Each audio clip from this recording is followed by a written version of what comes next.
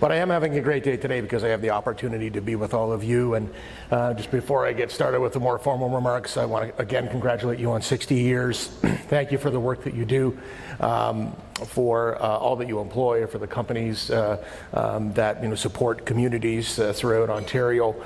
It's incredibly important. And one thing that I did do as well that Peter didn't talk about was I was the chair of the Association of Municipalities of Ontario for a couple of years during the pandemic, interesting times, and did my own bit of advocacy at Queen's Park before I ended up becoming a member at Queen's Park. But I know from an association standpoint how much work goes into it, so I just want to, Scott, congratulate you and the board on the fantastic work that you do on behalf of the Institute and as an association. Thank you very much for that. And also thank you to MNRF staff that are here today, Jen Barton and her team, always doing great work, making sure that there's a contact point for many of the conversations that go on. And as Peter said, I try and be a minister that listens more than I talk, because there's a lot of learning for me in this job. I didn't jump in as a subject matter expert on everything that MNRF does, far from it. But I think one of the reasons Premier Ford wanted me to take this on, and I'm honored that he asked me to do it, was because I am a good listener, a quick learner, and somebody that does have an appreciation for the business aspect of how things get done, how they need to get done, and view things through that lens, as well as many others through my different life experience in politics. So with that said, actually one more thing, skilled trades. So vitally important. And Melissa, I'm so glad you had an opportunity to speak today about what Skilled Trades Ontario does. I always enjoy having conversations with Minister McNaughton. He is truly committed to creating more skilled workers in Ontario, which you all know you need in this industry, but we need throughout the province to build Ontario, and there's just so much opportunity there. So the more that message can be shared, the better. So it was really a pleasure to hear that today.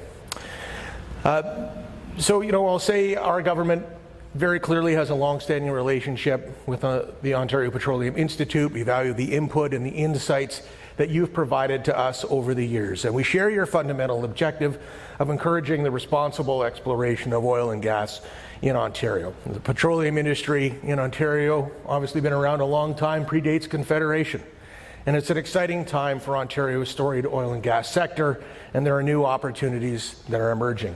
And a little bit of a teaser, I will be making an announcement in Chatham tomorrow that is related to the sector. And just want to say that continued collaboration will be essential as we work on this new initiative to address the challenges and risks associated with legacy oil and gas wells in the province. We know that the explosion in Wheatley in August 2021 was a serious event.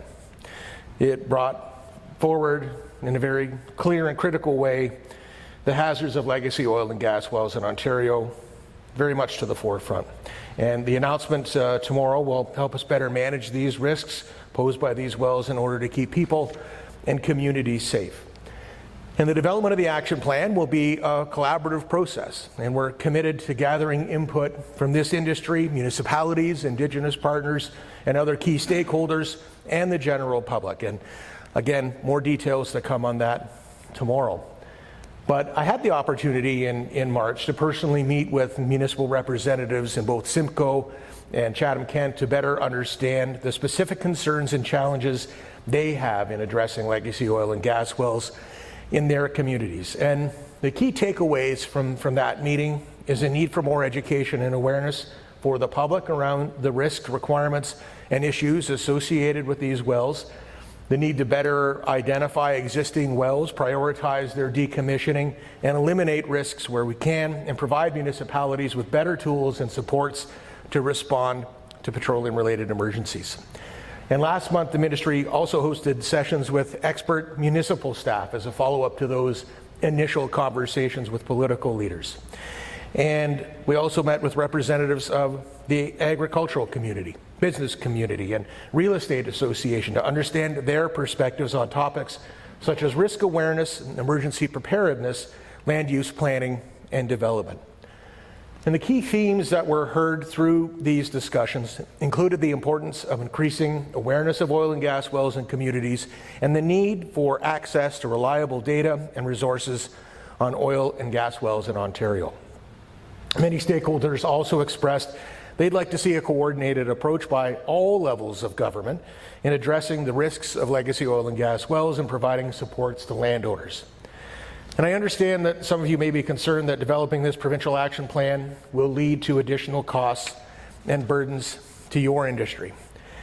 And I want you to know we're committed to ensuring our plan also considers your needs. My ministry has a long-standing collaborative relationship with the OPI. I open with that statement. We value the input and the insight and the expertise that you provided to us over many, many years, and this collaborative relationship will continue as my ministry develops a comprehensive action plan. With that said, next week, my ministry staff will be meeting one-on-one with your association leadership and some of your association members. And we look forward to these discussions. And I have no doubt that your representatives will continue to provide valuable feedback. We'll also be sitting down with the Ontario Association of Fire Chiefs and local fire chiefs in southwestern Ontario. And we welcome the important input that this group can provide, particularly in the area of emergency prevention and preparedness. And in the coming weeks, my ministry staff will be scheduling meetings with industry groups such as petroleum producers and operators, oil fields, services, drillers, utilities, building and construction, as well as other groups and associations. As we continue to develop our plan, there will be additional opportunities for input from this industry, municipalities, again, our Indigenous partners, other key stakeholders, and the general public. In these early stages of our action plan development, I can't stress this enough. We want to hear from you. We need to hear from you. We need you at the table. Identifying our longer-term actions will require input from all stakeholder groups to make sure we get this right. And we look forward to hearing what you have to say so we can better understand those specific concerns you'll have. So if you have any ideas about how government can make processes become more efficient, as I said to my friends around the table today as we had lunch, I'm a listener. You always have an ear through my office. Since coming into government in 2018, our government has passed 10 red tape reduction bills. And as part of those bills, we've taken clear action to enabling carbon storage projects here in Ontario and released a roadmap as part of the first phase of our plan. And this roadmap outlines our path forward for creating a framework to regulate and enable the permanent storage of carbon as a new tool to help reduce emissions in the province, support businesses and industry while encouraging sector innovation and safeguarding people and the environment. And as part of phase one, from November of last year to January of this year, my ministry consulted and received feedback on our proposal to remove the prohibition on carbon storage from legislation. Many of the members here today contributed to our consultation, including your association, economic development groups, service providers, academia, well operators, and other members of the public and Indigenous communities and organizations. And through this engagement, we heard about the importance of working quickly to remove barriers, as well as the need to ensure access to all available geologic resources and to maximize the economic viability of these projects. Our government listened to what we heard. Our government acted on what we heard. In continuing to make progress towards establishing a regulatory framework for carbon storage here in the province, we've begun phase two of our plan. And in phase two, announced in April, we proposed further amendments to the Oil, Gas and Salt Resources Act to allow for approval to be sought for carbon storage projects that test and demonstrate what can be done on private land once future regulations are in place. These changes are responsive to what we've heard through engagement and would increase government oversight on the testing and demonstration of carbon storage projects in the province. And since carbon storage is new to Ontario, we want to ensure the activity is done responsibly. The proposed amendments include provisions that enhance the protection of people and the environment through a variety of tools. So coming up, phase three, And we plan to develop and consult on a framework to develop and regulate commercial-scale carbon storage projects on both Crown and private lands in Ontario. And in future phases, we plan to establish and refine the framework for commercial-scale carbon storage projects on both Crown and private lands where we have appropriate geologic formations throughout the province. Development of these future proposals is expected to take place in the next 2 years and would include more opportunities for review and input to ensure we're designing a framework that works for Ontario. And I want you to know we're aligned with you that carbon storage projects should have a home right here in Ontario, and we want to get this right, and we are going to get this right. The future phases are expected to encourage sector innovation of carbon storage technologies, which will play an important role in reducing emissions and help business meet emissions targets. And it also has a role to play in the production of low-carbon hydrogen. In fact, carbon storage would help advance Ontario's low-carbon hydrogen strategy, which sets out a vision for low-carbon hydrogen in our province, where we can develop a self-sustaining sector here in Ontario, evolve our energy system, create local jobs, attract investment, all the while reducing greenhouse gas emissions. Several other jurisdictions have recognized the potential of this activity and have already jumped on board.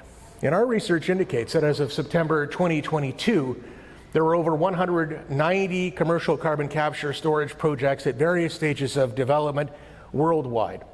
And we know that this number is only growing, and we know that other jurisdictions are becoming more interested every day.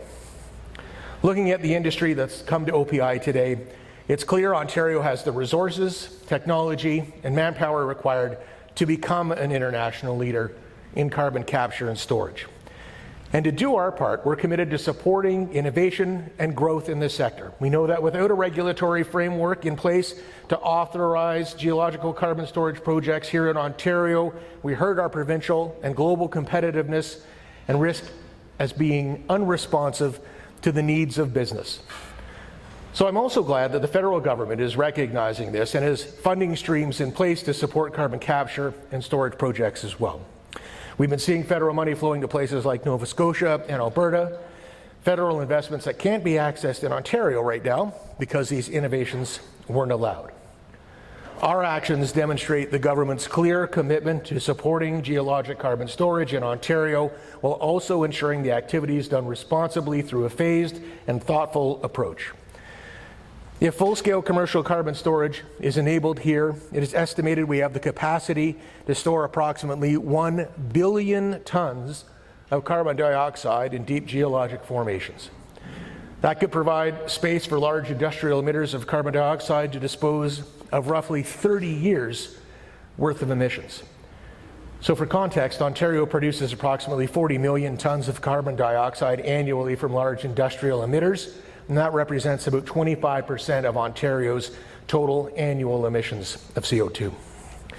And for what we know right now, it's expected that these projects are most likely to be proposed here in southwestern Ontario in the areas that are already generally associated with oil and gas and salt production and the underground storage of other substances such as natural gas and compressed air. And again, although carbon storage is a new activity to Ontario, this is an exciting tool for us to consider in managing the province's emissions, producing low-carbon hydrogen, and increasing sector innovation that will improve our competitiveness. I'm proud to work with OPI and so many of the folks here today directly. I'm encouraged and excited about the work we can and will do together to grow the sector, innovate, create good jobs, and make Ontario a safer, stronger place for future generations. Ladies and gentlemen, thank you for the opportunity to speak to you today. I wish you a wonderful conference. I look forward to working and speaking with you in the future. And this is an exciting time for the province of Ontario. Thank you very much.